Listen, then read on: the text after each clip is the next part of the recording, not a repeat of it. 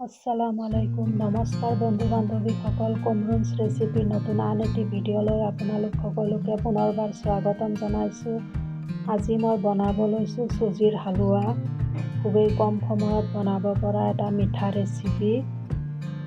বলক এতিয়া আগবাঢ়ো ভিডিঅ'টিৰ মাজেৰে।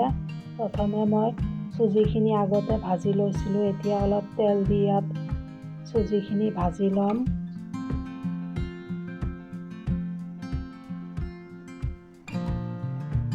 ৰঙচুৱাকৈ ভাজি ল'ম চুজিখিনি। খুবেই কম তেল দি ইয়াতে এতিয়া মই কাজু আৰু অখৰোট দি দিছোঁ। এতিয়া ভালদৰে লৰাই ল'ম। সোৱাদ অনুসৰি চেনি দি দিছোঁ। মিশ্ৰণখিনি ভালদৰে লৰাই থাকিম। এতিয়া ইয়াত মই গুড়ি নাৰিকলটো দি দিছোঁ।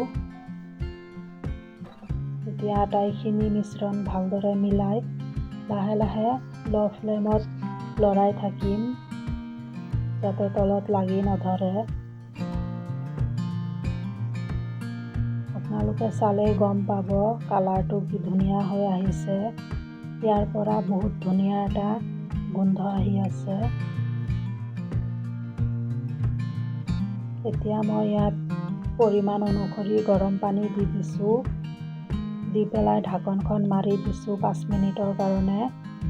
5 মিনিট পিছত চালেই গম পাব মোৰ হালোৱা প্ৰায় হৈ আহিছে। ফ্লেমটো গেছৰ ল' ফ্লেমত ৰাখিব। চুজিৰ হালোৱা মোৰ ৰেডি হৈ গৈছে। এতিয়া ভালদৰে লৰাই ল'ম। ভিডিঅ'টো চাই কেনে পাইছে প্লিজ মোক কমেণ্টত জনাব। যদি কোনোবা নতুন চাই আছে মোৰ চেনেলটো ছাবস্ক্ৰাইব কৰিব। এতিয়া মই বাটি এটাত চুজিৰ হালোৱাখিনি বাঢ়ি লৈছোঁ। ওপৰত কাজু দি আৰু নাৰিকলৰ গুড়ি দি পৰিৱেশন কৰিছোঁ। খুবেই কম সময়ত বনাই পৰিৱেশন কৰা এটা ধুনীয়া ৰেচিপি।